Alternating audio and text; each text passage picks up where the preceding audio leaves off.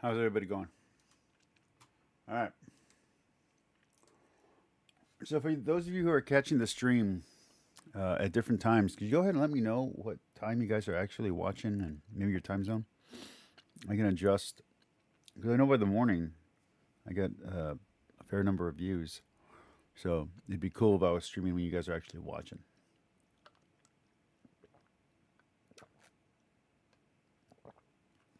You know? All right. Let's go over today's news before we start. Dear crap. First off, to follow up on yesterday's stream, I couldn't find the stream that Michael Beverly was saying he was going to be on today. I did look, and I didn't see him on Gala's Engineer. But it seems that um, Cameron is doubling down.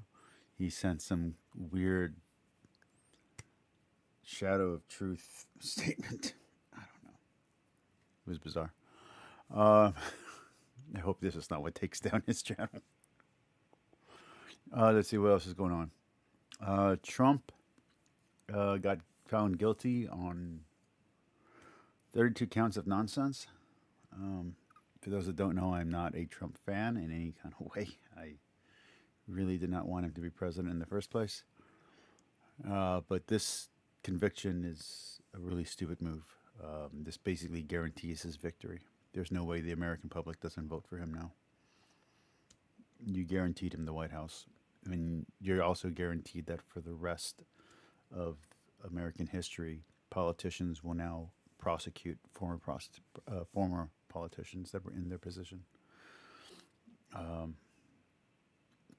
this literally makes me think of the downfall of Rome in the late empire, where emperors were being deposed by other emperors and they were being prosecuted or worse. So yeah, no, this is not a good thing that happened today. This is an absolute tragedy. Um, but yeah. Let's see. What else? To be really blunt, I'm not really feeling Protestant weak. I think I've said multiple times that if I wasn't a Catholic, I would be Orthodox. If I wasn't Orthodox, I would be Jewish. If I wasn't Jewish, I would be a Taoist. That's kind of the layers of truth that I kind of view things as. I was actually going to make a response to redeem Zoomer about that, and yeah,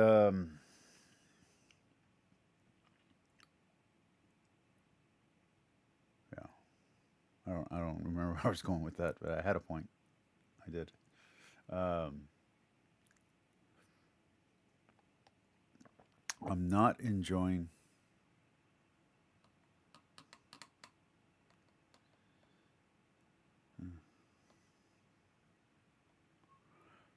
Lisa's saying that it was the New York prosecutor that prosecuted him. It doesn't matter. This is going to backfire tragically for the United States. This is a terrible move. It's just politically blind and politically,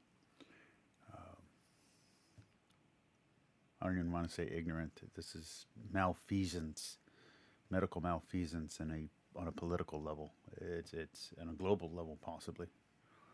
Hey, Pixie.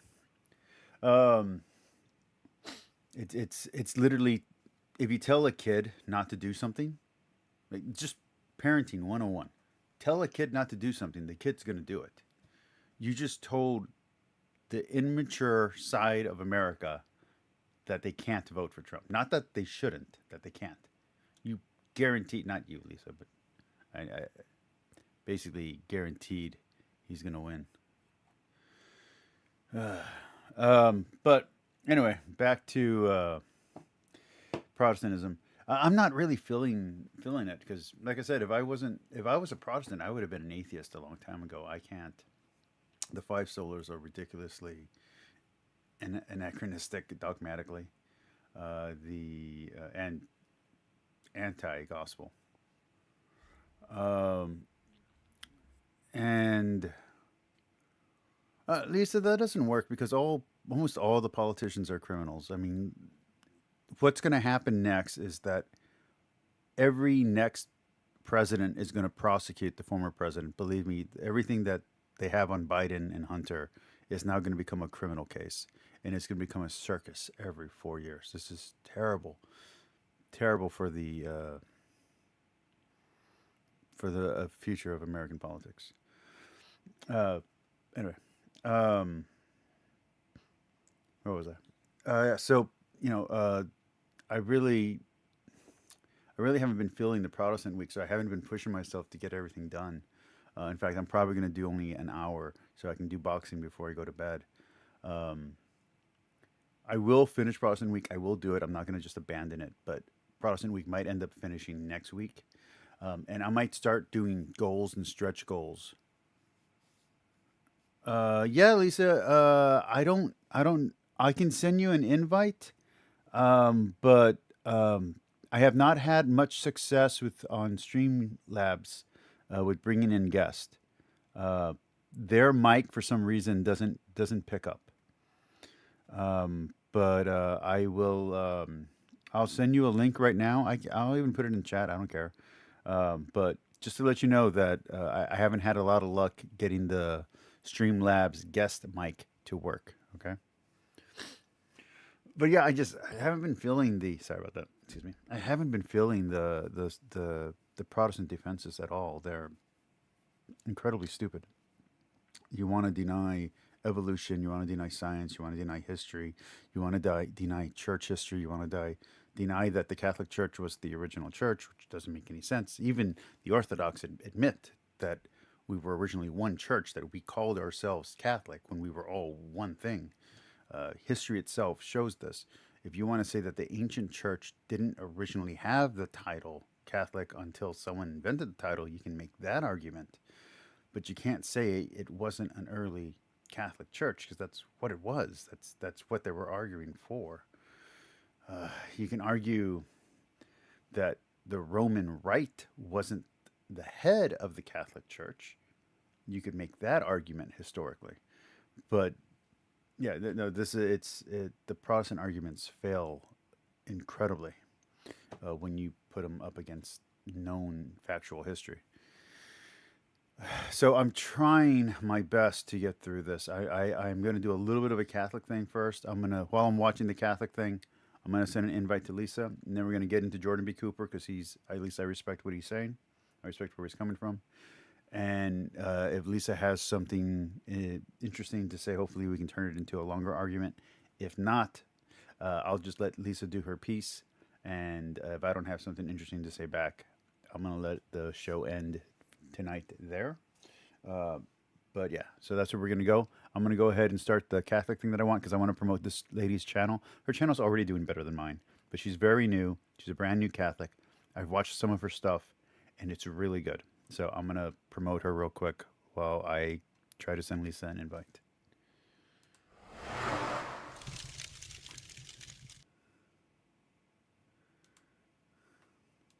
About secular music. Should we listen to it or should we not? I'm going to keep this one short because I feel like you shouldn't be listening to garbage out there.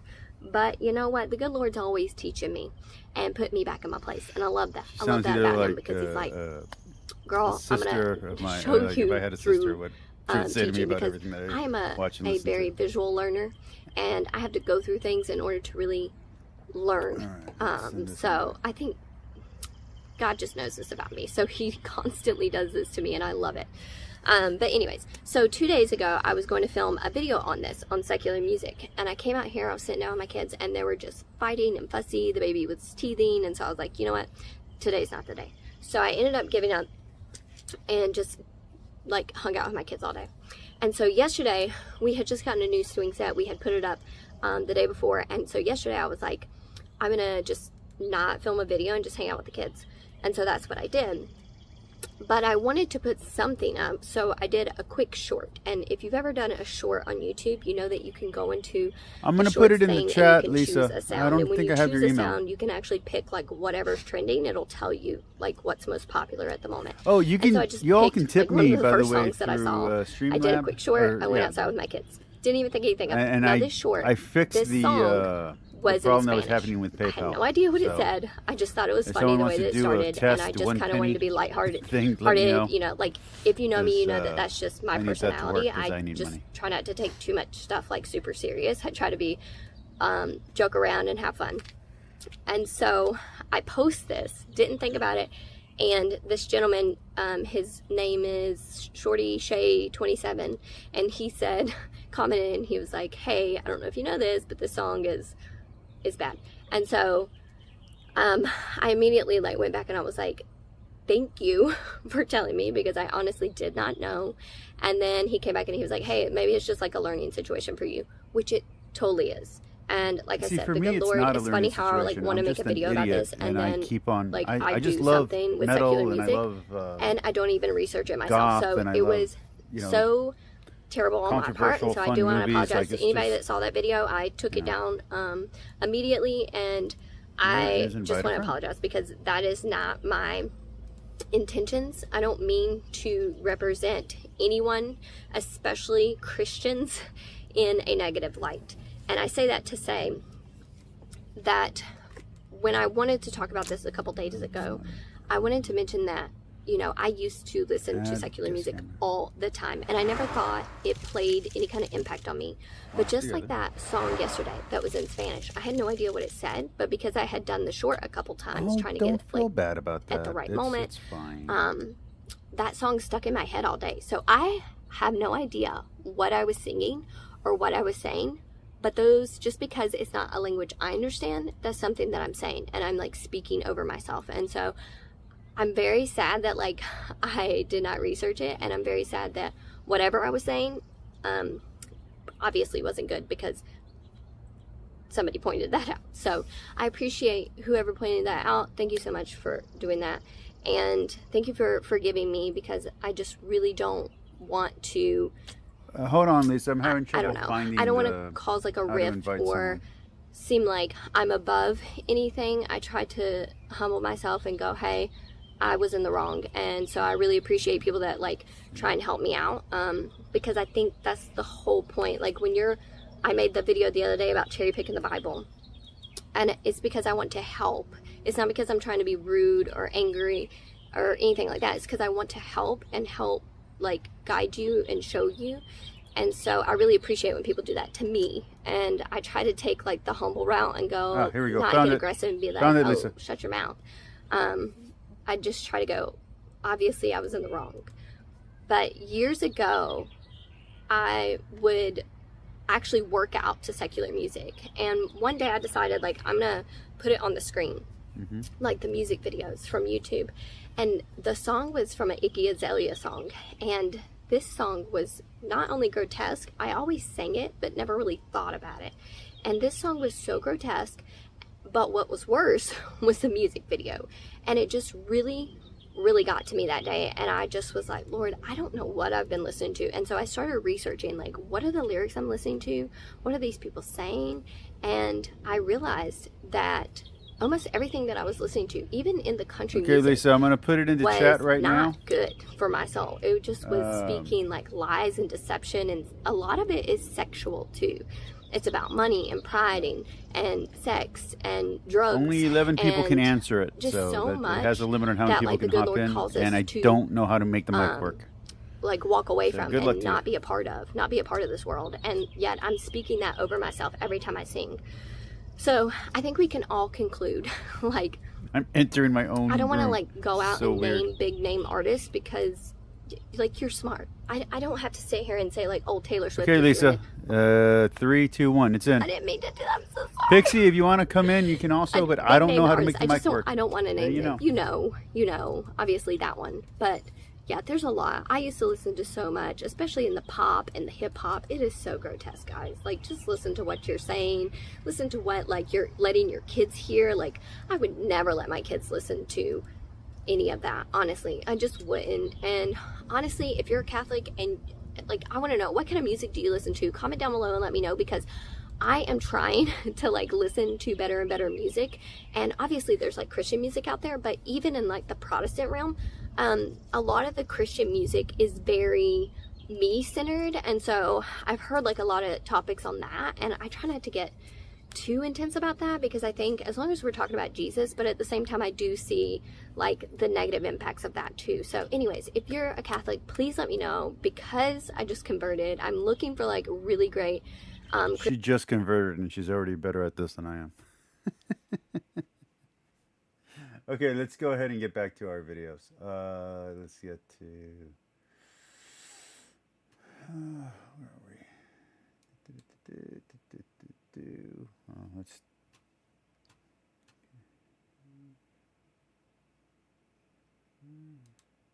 go to the Protestant one.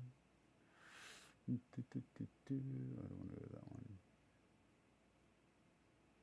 How do I see? You're seeing future content. You're getting a good hint. Where is? Go to me.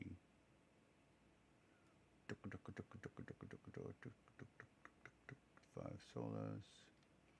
Let watch later. Protestantism. No, that's not it. How do I get to my playlist?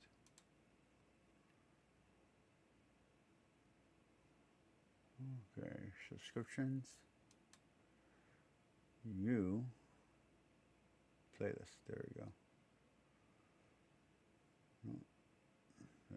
There we go.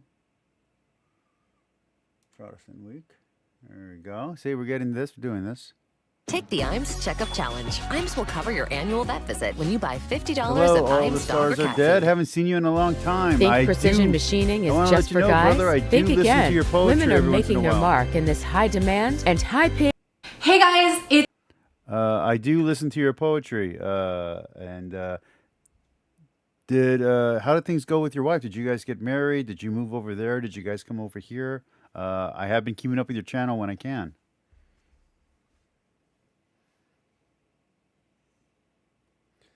Okay, let's see, where do we leave off?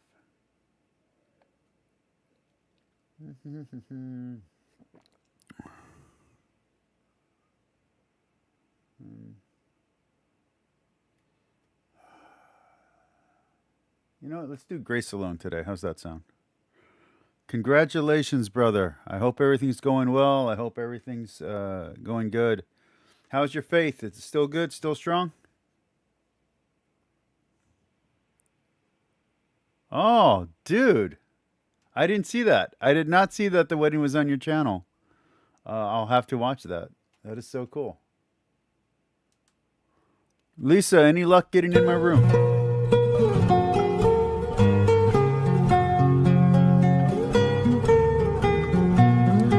No, I cannot. Hold on. Let me pause this before we get going there. And let's try to get this to work. I've had a lot of trouble. You have to activate the... you have to activate it on your end. I don't know why.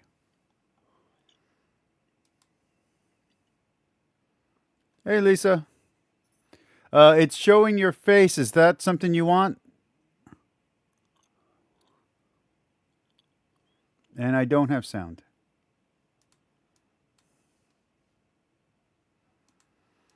There's no sound, Lisa. You have to activate the mic on your end.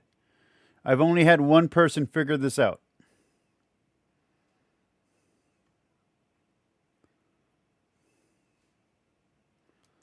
And it wasn't me. I was not able to do it.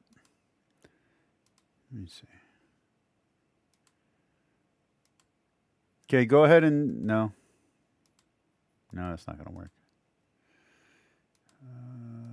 Collab cam. Screen display. Video capture device. No, it's not that you're not muted. You have to go into the link and let your mic be able to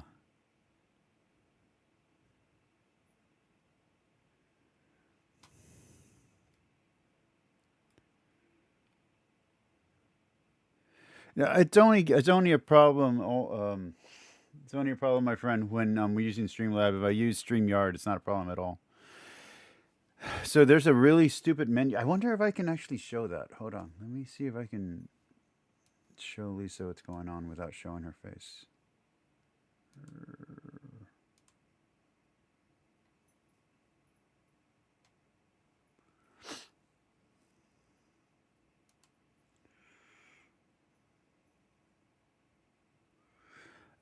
Lisa, the program's going to show your face. Are you okay with that?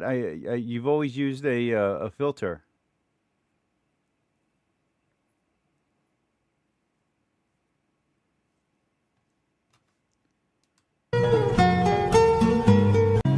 That's the fifth of our solas and the sixth talk that's being given here. So this is the final talk as we've been walking through the 5 solae of the Reformation. And today we are talking about Soli Deo Gloria, which if you see the 5 solas listed out instead of the 3 that we often see, this one usually does come last. Your camera's now on screen. I don't know if any sound's coming through, though.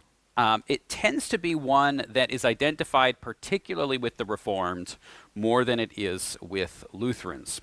And there is a very common kind of stereotype that you hear that differentiates between the... Okay. I don't mind my face being shown because I've shown it before in my live streams, but because I have cataracts, I'm squinting. And I don't think that looks very good, so I'm gonna. Well, I just didn't want you to unintentionally dox yourself or anything like that. No. Like I said, I've shown my face before in my streams, so it's no big deal. But I know it doesn't look too good when I squint, so I'm gonna stop the video and see if you can still hear me. Okay. Can you still hear me? We got you. I got you. Okay. And I'll minimize your box so that way it's not like it doesn't seem like there's like a weird shadow talking to me.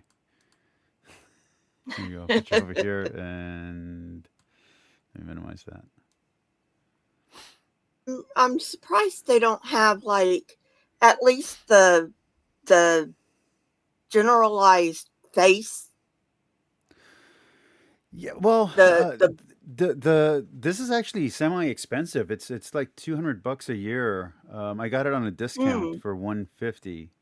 But it works so much better than StreamYard. And to be honest, I love using Adobe. But if I switch to streaming only, which I'm tempted to do, I might cancel Adobe and just keep this subscription going maybe forever. Because to be honest, for streaming and for YouTube and for Twitch, this is perfect. You know what I mean? This is great software. Okay, I got you. Yeah, I just use StreamYards. It's intuitive. It's easy to use. I'm a dummy when it comes to software. So, well, I had this really stupid idea with my Twitch channel that I was going to be a gamer. So when I quit my job, I bought Streamlabs so I could do the transitions. The stuff that I've been using on my videos, it's been helping my video quality go up. And my Twitch channel is so dead, it's not even funny. So I started using it on the YouTube stuff, and my views have gone up. My viewer retention has gone up. So yeah, I'm going to keep using it. And you get the transition stuff on Streamlabs? Yeah, it's they're little I don't want to call them apps, but they're little downloadable widgets and stuff like that. And on top of that, I can do tipping. I can get tips. I can do a lot of stuff to support myself financially through Streamlabs, only with the paid version, of course. But Yeah. I have used OBS before, and that's more or less intuitive, so I might go back to that. Hey, D, thank you for the compliment, although I'm pretty sure you're being sarcastic now, considering that I had trouble even setting up a stream right now. By the way, Lisa, you're only the second person to successfully get their mic to work on that link. So congratulations. You're smarter than 90% of the people in the world. Well, thank you. I don't think I'm smarter than 90% of the world, but I was smart enough to get into grad school, so got that going for me. So you wanted to talk about because I need to stay on topic, so I'm not Yeah, getting away yeah. with my thing. Um, First off, before we get into it, I know you were watching last night's stream. What did you think about that? Do you think that Kevin Bertuzzi has made a mistake in Catholic um, atheist interactions and dialogue? Well, I think the Catholics are more accepting of atheists than the evangelicals are, but that's a generalized statement. Yeah. I can't brush all Catholics with the same brush, just like I can't brush the evangelicals with the same brush. But the evangelicals seem to be really, I don't know, there's something about them. It's kind of like it's my way or the highway, Like I was saying, I mean, as much as I've grown to respect Protestantism more, I still find their precepts incredibly ridiculous. If I had to hold to them, I would be an atheist overnight. I mean, there's just you can't get me to believe people lived 1,000 years or that you know science isn't real or evolution isn't real. Like you can't get me there. You know what I mean? Yeah. Well, I mean, I used to believe all that, but I don't think I really, really internalized it. It was just what I was taught. And some people go their whole lives and don't even question it. Well, when I tried to read the Bible in high school, junior high and high school, that's where my faith just went away. I was just like, what is this? Uh, it Mhm. wasn't the Bible that made my faith go away. It was specifically the bullies and stuff I was dealing with and them claiming to be Christians. But then trying to correlate that with reading the Bible, and I couldn't get past the giants and I was just like, whatever, this is nonsense. Right. I enjoyed Revelation. Don't get me wrong. Like I read Revelation over and over again throughout that period, but the actual Bible itself, I just couldn't deal with it. When I read it for the first time as an adult, I was worried that the Bible was going to be something I was going to reject rationally, and I didn't. And I was like, hey, okay, good. And then when I started get reading it the second time, and I wanted to get a study Bible, I was worried when I was looking for Catholic commentary, not apologetics, but like actual study Bible material. I was worried they're going to say we have to believe all this stuff, and I'm like, oh, well, what if I can't do that? And then the first thing I read is a letter from one of the popes saying, no, this is polemic, this is analogy, this didn't really happen. I was like, oh, thank God. I was like, okay, Hmm. okay, I'm gonna make it. I'm gonna make it. I'm gonna make it through this. I'm good. I can still affirm the Bible. You know what I mean? So, Yeah, I have no problem with reading the Bible as literature, you yeah. know. Uh, So anyway, that's fine and dandy. you asked to come on to talk about the solas. What is your issue with the solas? What's your problem with it? What do you think about it? Well, let's talk first about sola scriptura. They don't even adhere to that, okay? Because if they adhered to sola scriptura, Hmm. they wouldn't believe in a young earth, okay? Because nowhere in the Bible does it say that the earth is young. That's something Bishop Usher, the primate of Ireland, I think, came up with, okay? And they would believe the earth is flat because the Bible flat out says the earth is flat. And they'd believe it was held up by a bunch of animals. And that's exactly what the Bible says, but they don't believe that. Well, the Bible says multiple things, Lisa. I mean, we've been playing this game online long enough that I mean, we know that the Bible can be interpreted many different ways. It just depends on which verse or chapter you're going to say is authoritative for you. What Catholics and most Protestants try Yeah. to do is they try to hermeneutically synthesize all the differences and flatten them out. And The and I get that. I'm just pointing out they don't adhere to their own sola scriptura nonsense. Well, I mean, that's what all Catholics keep trying to say to them. They keep on. So, if you ever listen to Dan McKellen will say, and so will Kip Davis, will say, the Bible is not a univocal voice. What that translates to Catholic hearers is it's not inspired, but it is inspired. That's our argument. But the way that Protestants have changed what inspired means is what a lot of the secular scholarship is arguing against, where it inspired implies infallibility and all this other stuff. And it's like, well, the Bible's not making a scientific claim here. So you trying to make it say scientific stuff is insane. Like that's not what the Bible's doing. Right. So it becomes this weird, and I don't want to get too off topic. It becomes this weird thing where they're using post-biblical reasoning and theology and putting that framework into the oldest parts of the Bible where none of this even existed. Not even Judaism as we understand it existed when this part of the Bible was being written.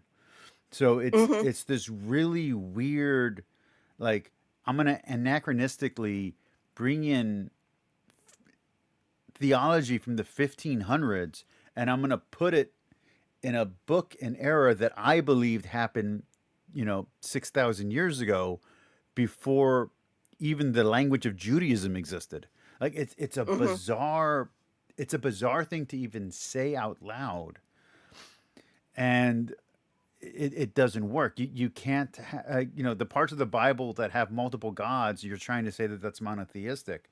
The parts of the Bible where it's talking about that literally the king of Israel had to go and destroy the false temples because they were worshiping false gods, and you're like saying somehow that didn't happen, but it did. Like it's a really, like, you're not even keeping your theology straight when you're telling the story of the Bible as a Protestant. So it becomes Right. untenable to because you can't call it inspired and univocal if every time you have two thoughts you're going to just smash into one and only your thought wins. That's not hermeneutics. That's hitting something with a hammer until it's flat. It's yeah. So it Protestantism truly bothers me. And when they go to the sola scriptura, God, I cannot remember for the life of me the word right now, but it's where they pick one verse out of one context and pair it with a verse from another That's context. Hermeneutics. That's what we were just talking about. No, it's exegesis. That's what I'm thinking about. Exegesis. Well, exegesis is not taking it. So exegesis, technically speaking, is taking the meaning from the text and pulling it out and not reading in. So what they accuse Catholics and Orthodox of doing is eisegesis, which is reading into the text. Exegesis is reading out of the text. So thank you. I'm talking about eisegesis, where they're taking like an Old Testament verse and pairing it with a New Testament verse, and yeah, they're playing chop suey. They're making whole new sentences with phrases, not even the full sentence, or yeah. That's something actually I noticed when a friend of mine, his wife was trying to, because his wife didn't like that he was Catholic, and she was trying to find him another denomination, and so they were inviting different denominations to their house, and he would invite me over to be like, hey, if I got to deal with this, you want to hang? I'm like, yeah, sure, why not? And one of the worst ones I saw, and I'm not sure if it was the Jehovah's Witnesses or if it was the Christ people, the non-denominational, but one of them, it was just so bad.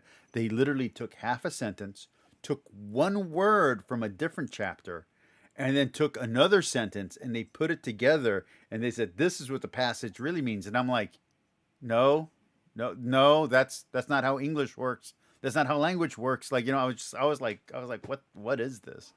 Yeah, that was horrifying to see.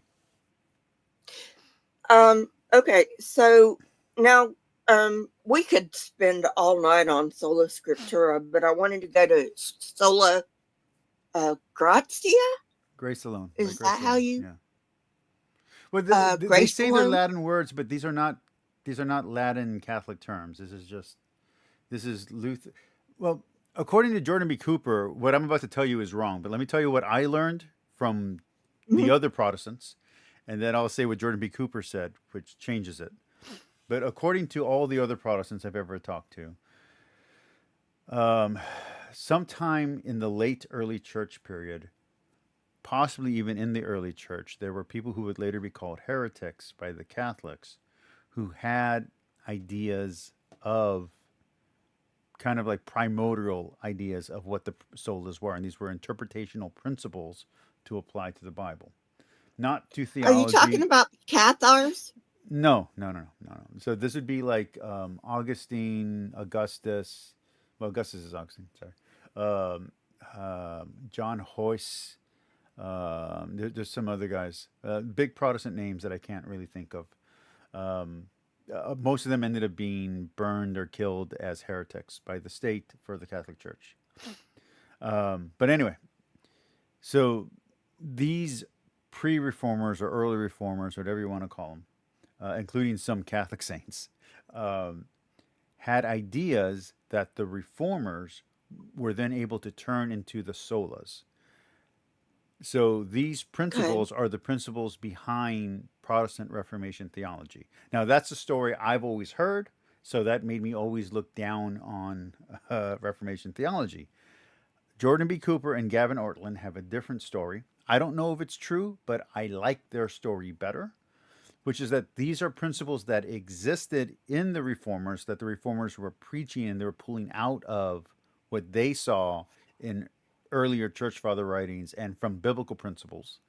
And then what happens is that these get developed sometime in between the Puritans and the Pilgrims coming over until you get to the 1960s when they finally get written down in a single text, and these principles become official American evangelical fundamental principles. So these are individual ideas that are within the Protestant tradition that then get solidified in American evangelicalism. So that now again, that's according to two people who I respect on YouTube. That doesn't mean they're right. I love Gavin Ortlund. I love this guy who I'm being bored out of my mind by right now, Jordan B. Cooper. I love both their channels, but they could be completely wrong about this. But my opinion of the reformers, it doesn't lower my opinion of them. It raises my. I still think they're wrong, but I don't think they're as stupid as the Chicago statement makes them sound like they are. That's interesting because I did a show, not a show, a video a while back, a long time ago, and to my recollection, the 60s is when the charismatic movement got its, not the Catholic charismatic movement. The Pentecostals, yeah. Yeah. Got its. Keep talking, Lisa. I can hear you, but I need to put some spray in my nose, okay? Okay. As far as I can remember, and I could be wrong on this, the 60s is when the charismatic movement really got into full swing in America. What's that street called? The Azora Street Revival. Yes, thank you. It could have started earlier than that, but as far as I can remember, and like I said, I could be wrong on this, that's when it started in full swing, was the 60s. Sorry about that. And that makes me see it in a new light. But anyway, Question, Lisa. I want to see something. Can you hear me perfectly fine? I can barely hear you. You can barely hear me. Okay. I was trying to figure out what mic the program's using. If it's using my headphones, or if it was using my Elgato. Oh, good. Okay. We good? Yeah. My nose just, I have allergies. Yeah, me too. Me too. So, all right. So going on to Grace Alone, even as an evangelical, this kind of got to me. Okay. Because James says, and I don't know whether James was written by James. You know, we've got a problem where some of the books were written by the people they said they were. Like the Gospels are anonymous, so there's that. But anyway, the book of James says faith without works is dead. Mm-hmm. And then you've got the evangelicals saying, oh no, don't worry about that. You know, it's grace alone. And I always thought, but there's this verse in James that says, faith without works is dead. Mm-hmm. Right there. You know, you're the one saying sola scriptura. Well, it's right there. How do you? Well, there's actually a few big ones that the Protestants really get wrong, and like I said, if I was a Protestant, I would have been an atheist almost immediately. You have Jesus literally saying, "Truly, truly, this is my flesh, this is my blood," and Protestants saying, "No, it's a symbol," and I'm like, he literally just said, "It's not a symbol." He said, "It's breath and life. It is both symbol and reality, both spirit and life. Like it's both." Like he says it, and so there's a lot of things like that. Like when it comes to James and when it comes to other verses, where for the solas to work, you have to deny not only like random verses in the Bible, but key verses, like important big verses that kind of frame the rest of your interpretation. You have to change those in order to hold to the sola. So it's like, no, that it just doesn't work. But not only do we have the writer of James saying faith without works is dead, we've got Jesus himself saying, hey, you know, a lot of people are going to say to me on that day, Lord, Lord, haven't we done, you know? I think more importantly is that you actually have Jesus commanding you to do good works. You have Jesus commanding you to give money to the poor, to give your clothes to the naked, to go visit people in prisons, to take care of the widow. You literally have Jesus, who you're claiming is God, who I believe is God, giving you a direct command to do good works. And I'm like, even if you're going to go with Paul is saying what you, even if you're going to use the Protestant interpretation of Paul, Paul's still under Jesus. Jesus is still the guy. So you can't go against Jesus even if Paul said something stupid, which I don't believe Paul said something stupid. I want to be very clear. But I'm saying even if you're going to say that it's Paul's interpretation to say this thing that contradicts the Gospels, I'm going to go with Jesus. You know what I mean? That's I'm not a Paulite. I'm a Christian. You know what I mean? So it's like, and Paul's a Christian. So like he's like I don't understand how the Protestants can get it so wrong. Uh-oh. Hold on, everyone. So hold on. There's a celebrity in the chat. Everyone, I need everyone to pause what they're doing. Put down your spoons if you're drinking. Put down your beers if you're smoking. Put out your cigarettes. The one, the only. B.S. Lewis is in the room. Everybody, let's have an applause for B.S. Lewis. Hey, B.S. All right. Anyway, you were saying, Lisa? What was I saying? This happens. I'm sorry. It's all right. I was being silly. Oh yeah, about Paul. the biggest verses, and these are only the biggest verses that I can think you're referencing, is Romans 3:23 and Romans 6:23. Are those the ones you're talking about mainly? I honestly, I'm a Catholic. I don't know verses at all. I don't. You give me numbers and For it's all just so have sinned satisfying. and fallen short of the glory of God is 3:23. No. I'm actually referring directly to Jesus' command to give to the poor and to clothe Oh, the you hungry. were saying something Yeah. about Paul. Oh no, just Paul in general. Romans 6 is the one that Protestants go to. They go to all of Romans 6, and they just oppose it, which basically means they put it against uh, James 4, I think, and it's so stupid. The Bible doesn't work that way. You might as well, and I don't mean this toward you. I'm saying this to the Protestants. You might as well be an atheist if you're going to argue that one part of the Bible needs to attack another part of the Bible. Like if you're going to be putting Bible verses against each other, you're playing the wrong game. That's not the game a Christian should be playing. Mm-hmm. I mean, it's like when I first read the Bible all the way through, I was like, this, I was never taught this. You know? I mean, it's like, poof, you know? Mm. And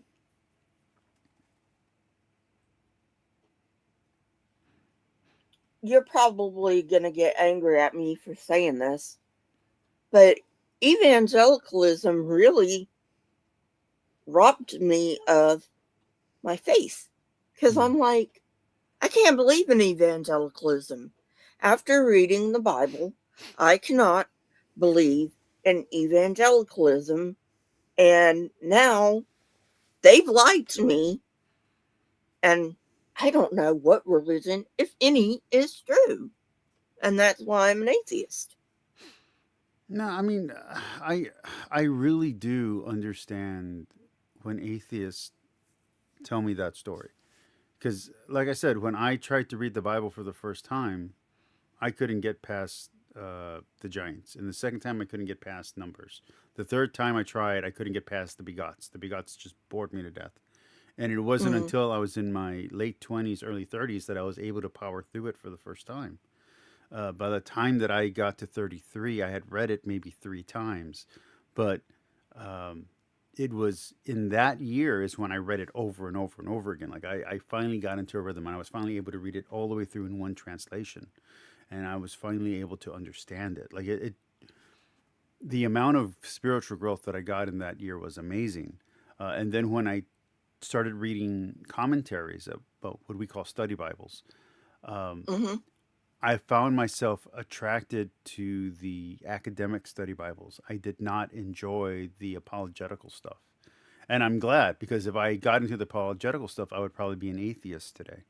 Because I went to the secular academic stuff, I can listen to Kip, I can listen to Dan, I can listen to you know godless engineer, atheism is unstoppable, and I don't lose my faith because everything that they're presenting as reasons not to believe was in the Bible that I was studying. So, like, Mm-hmm. I already know all these facts. They're already part of my understanding of the Bible. So it doesn't shake me when someone, don't you know that this line doesn't fit here? I'm like, yeah, I did. Yeah, I knew that. So it's like, You know, yeah. Rabbi Tevye Singer actually agrees with you. He says, don't point out I mean, he says he doesn't really care about how many women were at the tomb. That Well, can be me and handled Tovia Singer away. are diametrically opposed to each other. I accept Jewish people in almost all religions as being, as they believe that they're correct, but I believe that Catholicism is the right religion, while Mm-hmm. Tovia Singer And views I get that.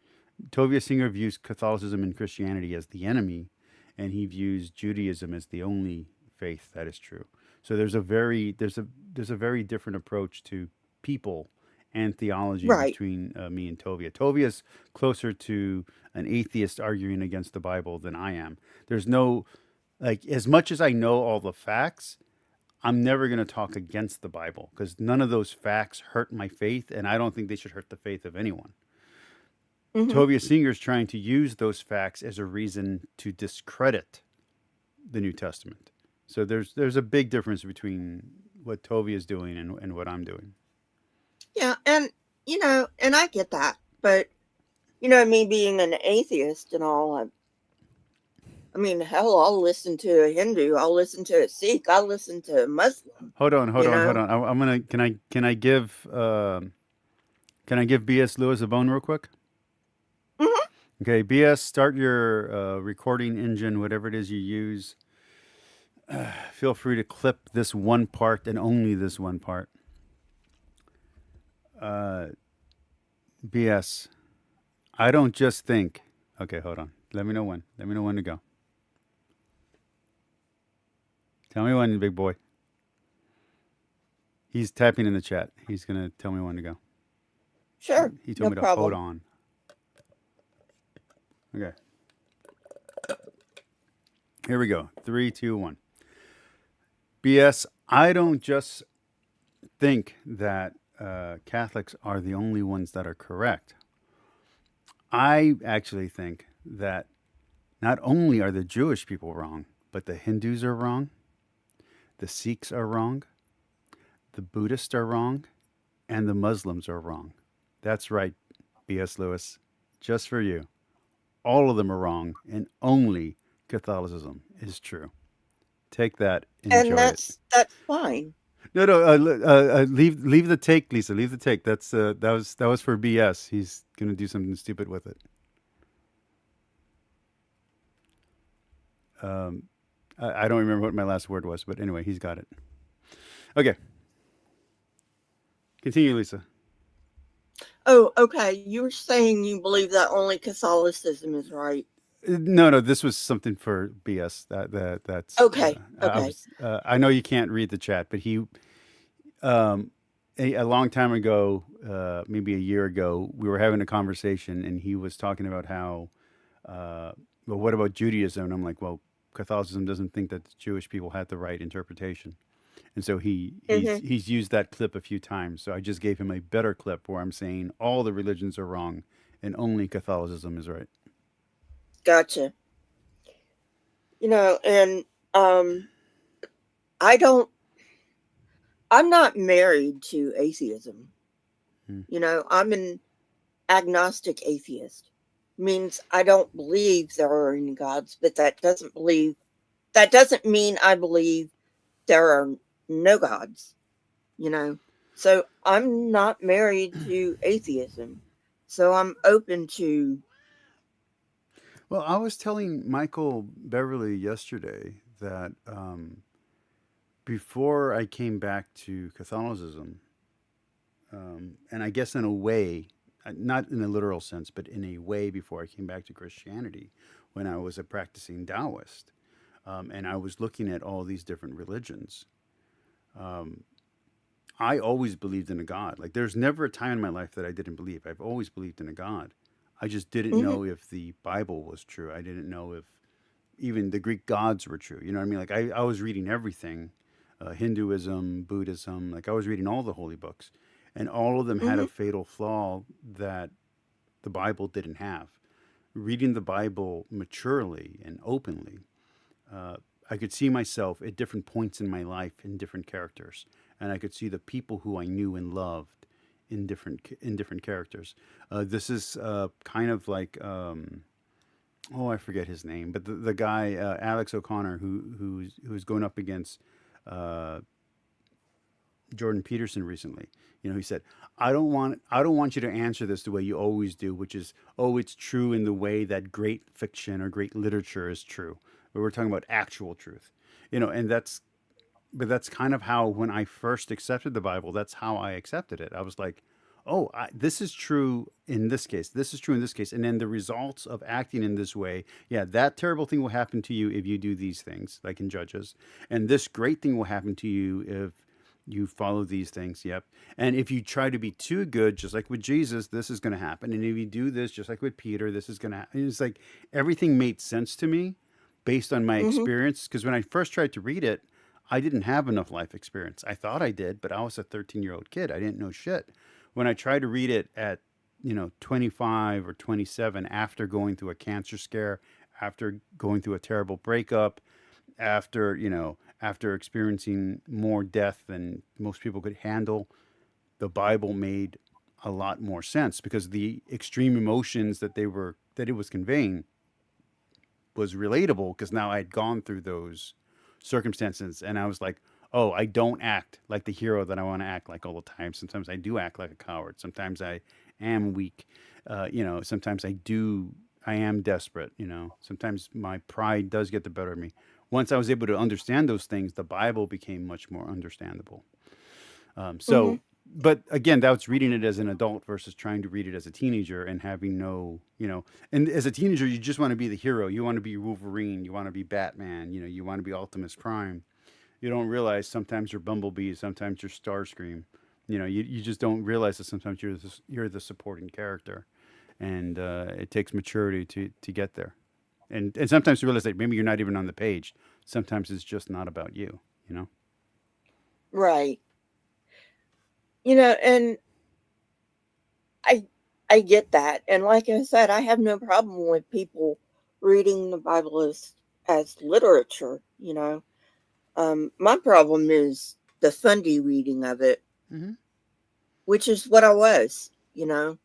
But I mean, you got And to understand though that just because a Catholic can read it as literature doesn't mean we don't think it's true. We still think it's true. We just don't think all of it's literal history. Portions of it are right, literal history, but right, portions of it are literature, you know? right. And I can get behind the stuff that archaeology, and I'm coming at it from a scholar Mm. more than anything else. And I know we differ in that. But it's okay. We can sit down and have these conversations because we're mature adults, Mm-hmm. you know. Um I mean, you're not like Jill. I mean, I tend to scream my head off at Jill. He just he irritates me to no end, Well, I you also know. I also don't do a lot of proselytizing. I do a lot of evangelical outreach. I'm constantly defending the Bible, even against Kip, even against some of the bigger people that have engaged with my channel, uh, even against Trent Horn. I'm defending the Bible, and that's not easy to do, especially a channel my size. It's not as if I have an audience that, if I screw up big enough, can support me. I don't. I have a Mhm. very small audience. I have a very small daily watch. I get maybe 25 views a day. I'm getting 6,000 views a month, but that's because I'm doing one or two really good videos. Like this video is Mhm. not going to, no offense, man. This video is not going to, do anything.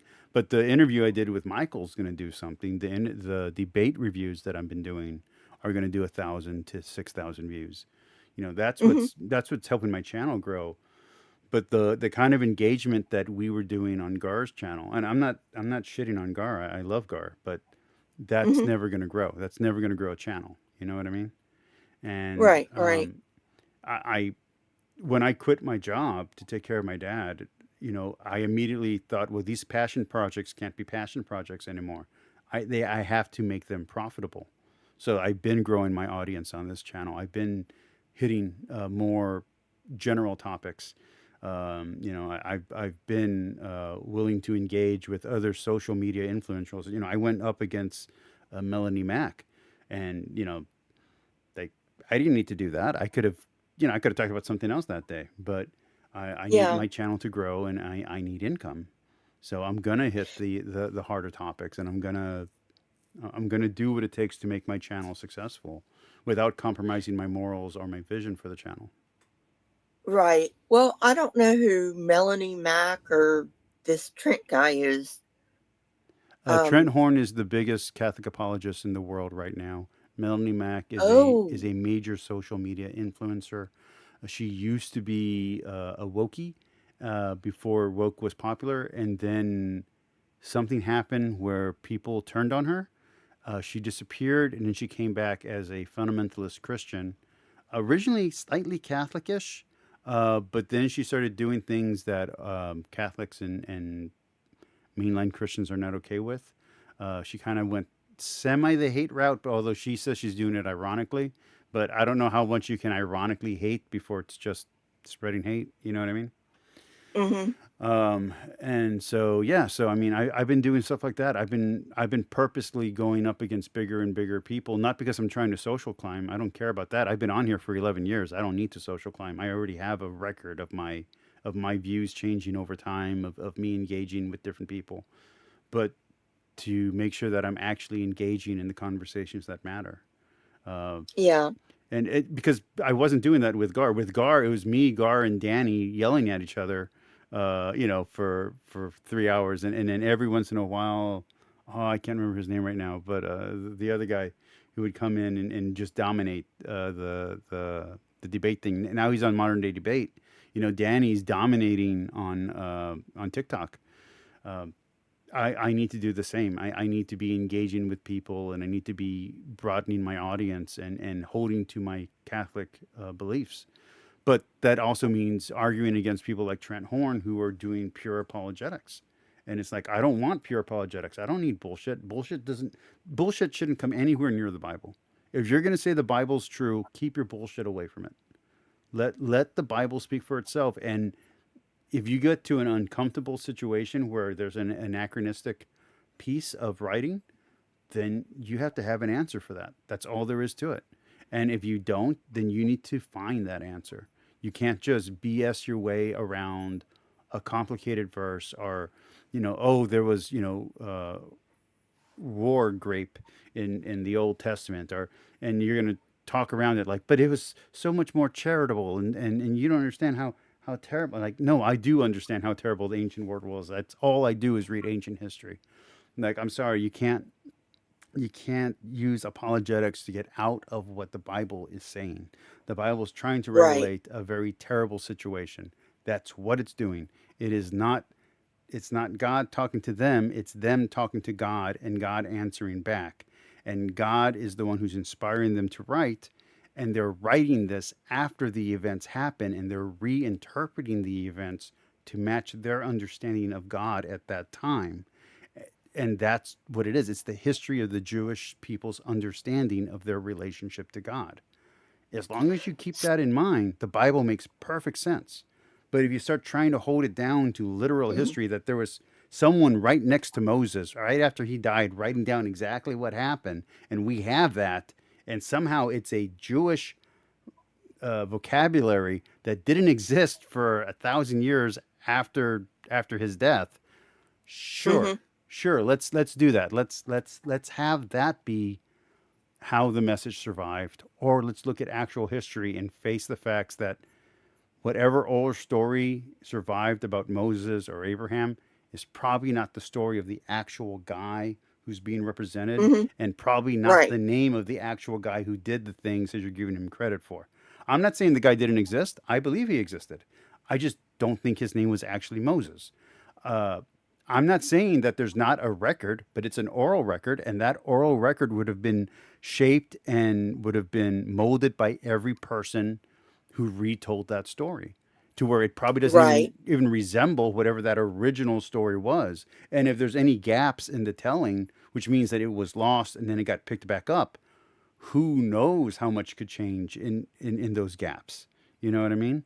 So I don't have any problem with that, and still saying it's inspired, because I can believe. Look, God has this great line that he says to, I believe he says it to Abraham. It might be to Moses, where it's Moses, I think. The people have just misbehaved, and he's like, I promised you that you would have children beyond the stars.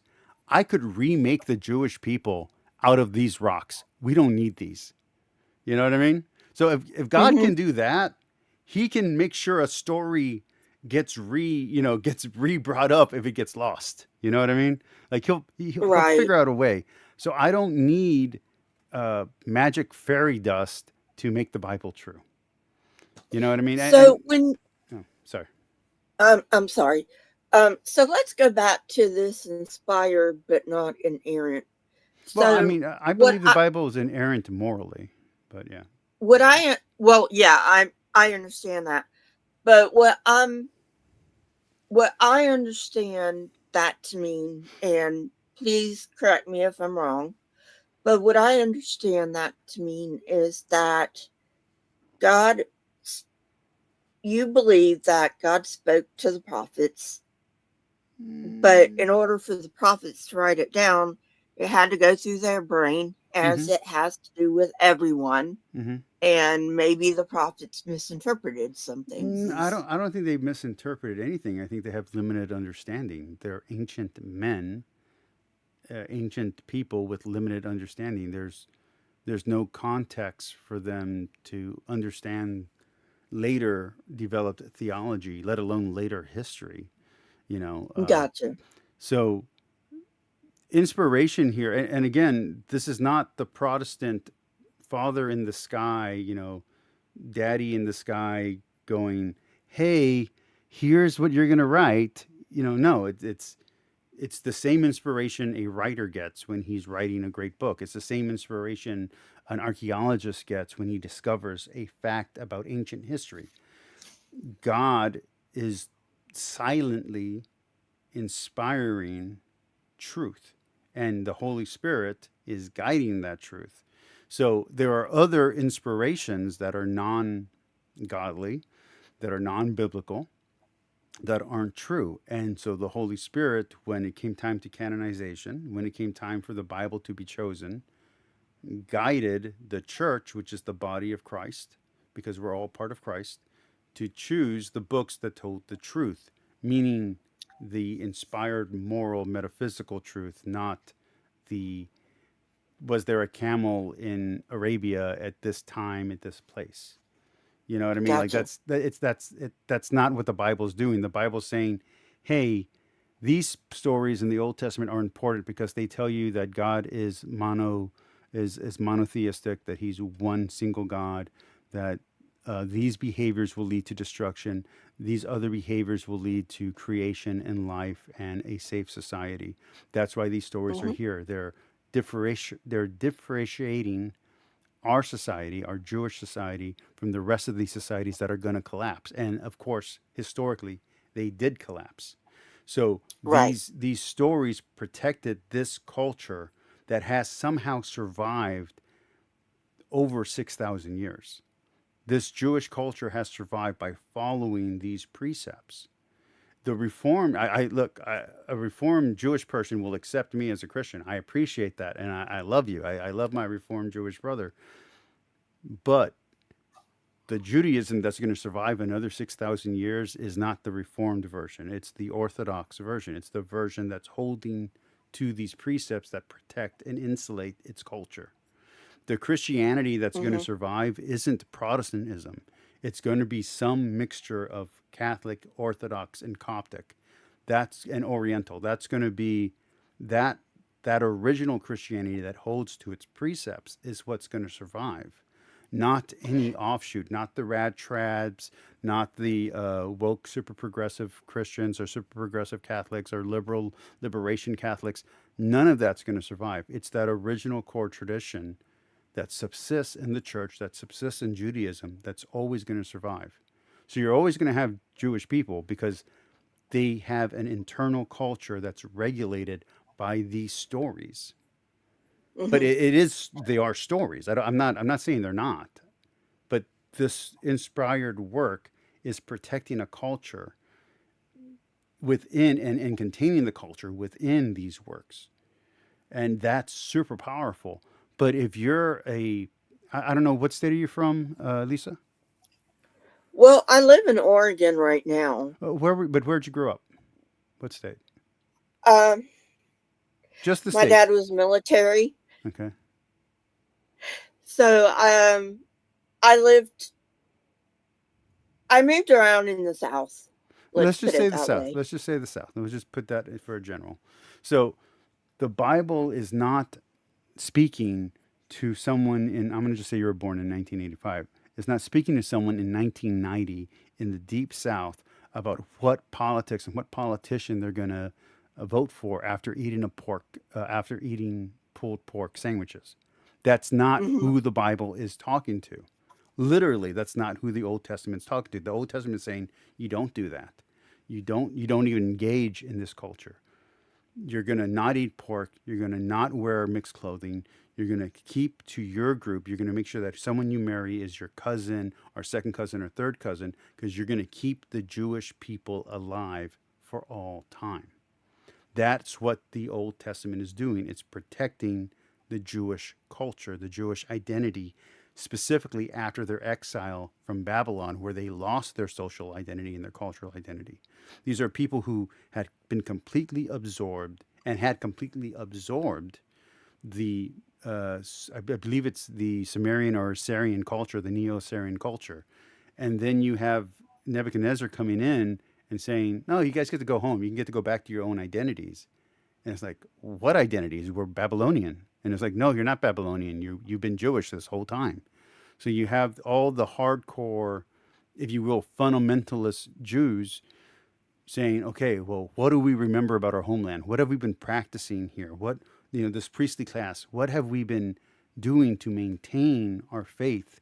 And what do we need to separate out and negotiate out? Like, oh, that's pagan. That's not from us. That's from their culture. So how do we identify that? So, okay, so we're going to write Genesis 1. Okay, but how do we figure out whether or not, don't we have a story that says that we came from Egypt? Okay, that's going to be Moses. Okay, but don't we also have a story that we survived the Great Flood? Okay, that's going to be Noah. But don't they have a story? Okay, we're going to write against that. Okay, but don't we also have a story that we came from Ur? And isn't that actually where we're coming from right now? Okay, well, we have ourselves Abraham.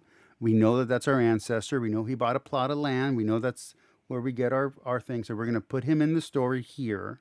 And they're negotiating their history by what they remember from these oral stories and whatever scraps of fragments.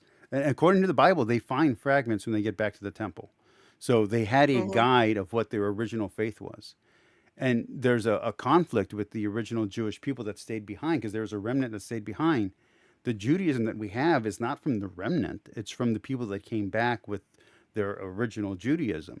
Everyone else had become almost Canaanite, had become Philistinian, had become, what's the group? The Samaritan. They had become Samaritans.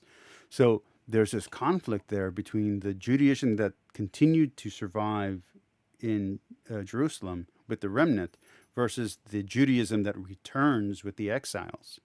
That's a really interesting story that I don't know enough about. I'm not an expert on it, but that to me is where the heart and the crux of this great gift of inspiration hits. Like, it's, Gotcha. God's like, I chose my people. I'm going to save them, and I'm going to save them right here, right now. Okay. So what are the... Well, hold on, because I got to finish this one thing. So a lot of people, a lot of Southerners, a lot of fundamentalists, a lot of evangelicals don't understand that the word Christ, the word anointed, is to be anointed with oil. Well, Jesus is not the only Christ. Nebuchadnezzar, I believe it's Nebuchadnezzar, who released the Jews, Cyrus, is also Christ. He's a Christ. He's a Messiah. He's one of the chosen who saved the Jewish culture and Jewish identity by putting them back into their home. So that's, I would argue that's God working through history, and that's inspiration. There's like your core, your spark of inspiration. There it is. Okay. We're not going back to Adam and Eve because we don't know who Adam and Eve is. What we know is that the people who survived this exile wrote these stories down for the first time. So whatever the oral transmission was, fine. But the first time it's written down is after the exile. Now, Gotcha. there's other stories, like there's other laws and stuff that are found in the temple, that those scraps and fragments that we don't have anymore, those could be, also inspired. And I'd like to think that they are, but we don't have those in our Bible. We have we have what we have. There, I'm done. Right. There you go. Okay, so what are the other solas? There's Sola Gracia, Sola Fide, Sola Christos. Okay, so remind me what Sola Christos is. By Christ alone. Okay. That is something evangelicals believe. And what's the other one? Sola de Gloria, which is glory to God alone, and Sola Fide is by faith alone. Gotcha. Okay. So just to let you know, most Catholics, there's 3 solas that most Catholics would agree with, like glory to Christ alone, sure. Glory to God alone, sure. Mm-hmm. There's a third one that I can't think of right now, but yeah. So there's 3 of them. I think Gracia, we would all agree with. It's just Protestants would say, well, you don't agree because look what you're doing. So we would tell the Protestants, and you can go look at this in the Council of Trent. We'll tell the Protestants we do agree with you. And the Protestants are like, no, you don't, because look what you're doing. And it's like, yeah, this is how we express that idea. So that's it's so sorry. It's so funny because Protestants are never going to tell you this, but they actually borrowed from Catholicism. They didn't just borrow; they directly stole from us. They are Catholics. If you get to a well-educated Protestant that actually knows what they're talking about, they're protesting the Catholic Church. Their goal is to have the Pope reform, declare himself Protestant, and lower his authority. That's what he wants. That's what the Protestant Reformation is about. Is they want more accountability for the Pope. It doesn't have anything to do with indulgences, although that's the hammer that they always hit. Yeah, there was one stupid priest that said some stupid. He's not even a priest either. I think he was just a monk or something. But anyway, there's one stupid priest who said something stupid once in Germany. Who cares? Or once in Italy. Who cares? The actual problem was between Luther and the Pope. And if you actually read the 95 Theses and you read the Augsburg Confession and you read the Council of Trent, you can see this interplay happening. It's not hard to understand. And Protestants will admit it much, but then they will hold Catholics' feet to the fire on these bizarre medieval practices of lay Catholics and certain Catholic monks and nuns and priests. And it's like, that's fine, but that wasn't Catholic teaching. That wasn't Catholic teaching even when it was happening. So I get it. You're really offended at this thing that you don't like. It was never Catholic teaching. And then they'll say, well, what about indulgences? Like, you got rid of those, though, right? And we're like, no, we said they were never Catholic teachings.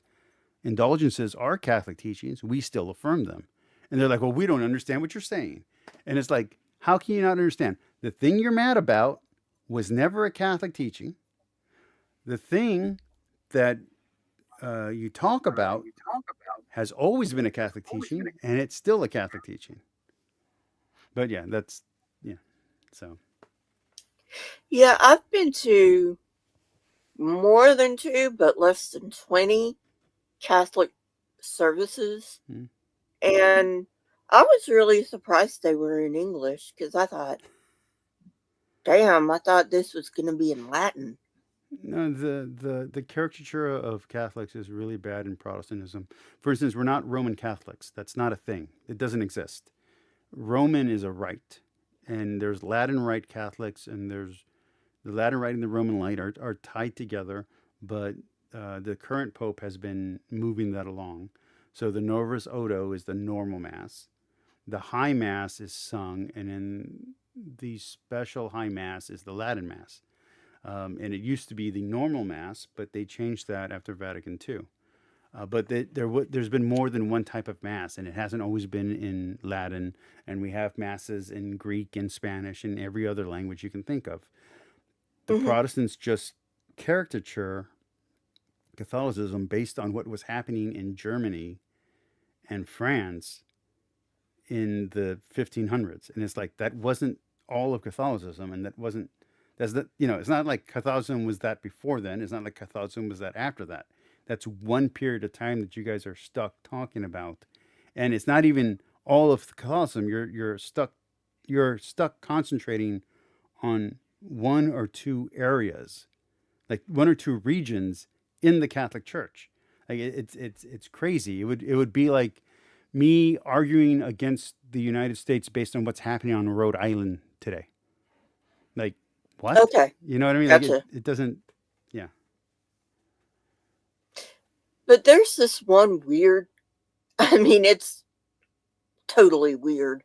And I don't mean to offend you or anything, but there's this one Pope, Stephen somebody, who dug up his predecessor and put a dead Pope on trial. Do you know anything about that? Yes and no. So I'll tell you how I know about it versus what I know about it, because that's more relevant. So there's no denial that happened. It wasn't a bizarre thing at all. He was trying the soul of the previous pope. Okay, I got you. But the way that it's reported in the secular and Protestant, and remember, Protestant stuff is propaganda against the Catholic Church. It sounds terrible. If you actually look at the Catholic history on it, it's just a thing that happened.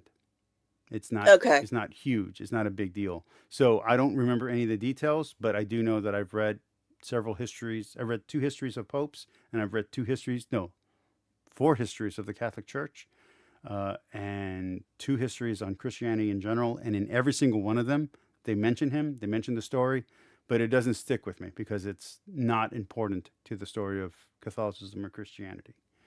No, I know it's just been a little, I always thought it was weird, but when you said he was trying the soul, I'm like, okay. And if you believe in the soul, you believe you can do that because you have the power to bind and loose according to the church. It's not a bizarre thing. And I understand that. Now, just to be clear, I'm not saying that was a smart thing to do, or that was politically expedient, or that wasn't, insane and like to actually do. That's not what I'm saying. I'm not defending it, but I'm also saying in the context of the event, there's nothing weird about it. Okay, I got you. It would be like if someone today was like, or someone 1,000 years ago was like, wait, you picked something out of your pocket and you talked into it to talk to a friend? What is that? You know what I mean? Like, it would sound bizarre. Like you're talking into a square, glass case. And it's like, yeah, it was a phone.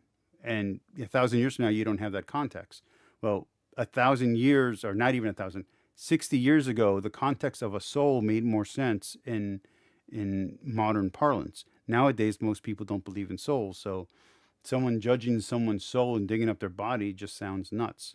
But if you lived in a time and a place where it was as taken for granted that the soul was real, and you're the Pope, you have the authority to judge someone, Like it made sense in the time.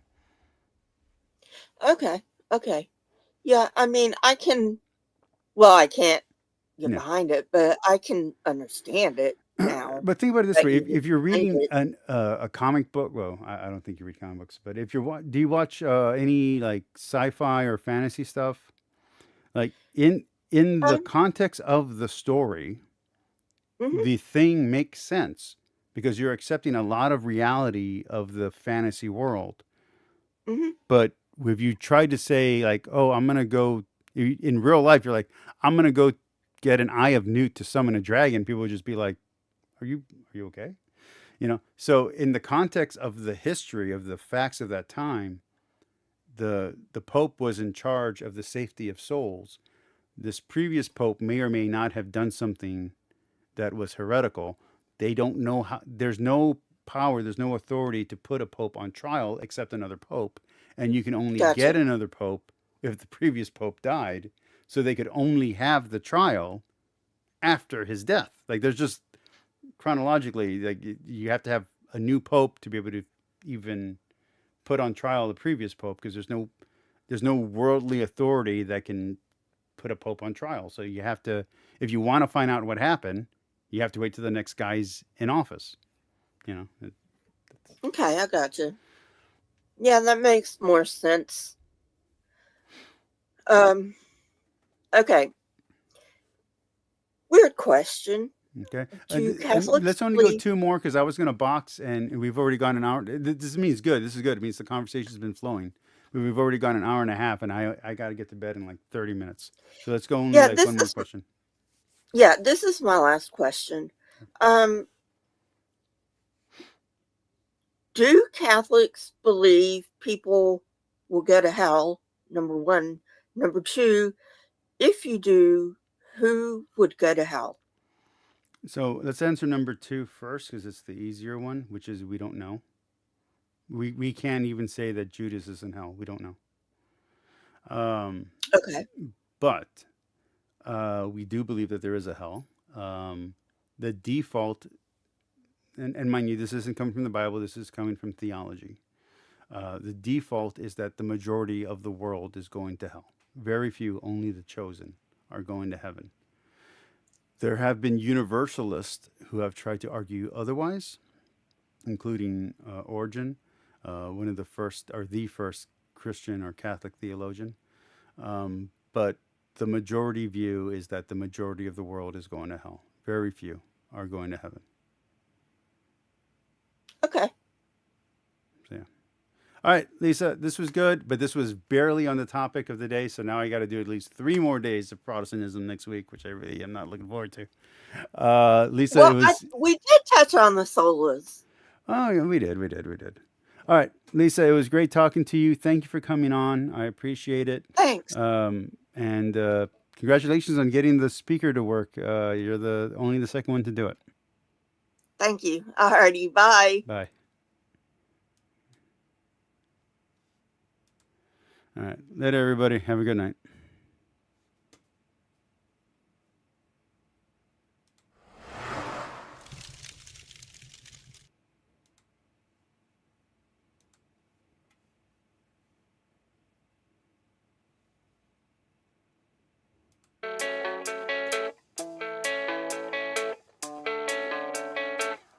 Yeah, I don't believe in destiny. I just do what's best for me. Don't listen to my enemies, they're just full of jealousy. Yeah, this legacy, you gon' see what's left of me. You gon' see success in me. You ain't seen the rest of me. I just wanna be the best at what I know. Better than the rest, just watch me grow. Put me to the test and watch me go. This is my quest, I'ma make it known. They call me obsessive, oh I know. Call me selective with my notes. Call me aggressive with my flow. Call me offensive even though Joe, I ain't gonna lie, life's tough. Try to get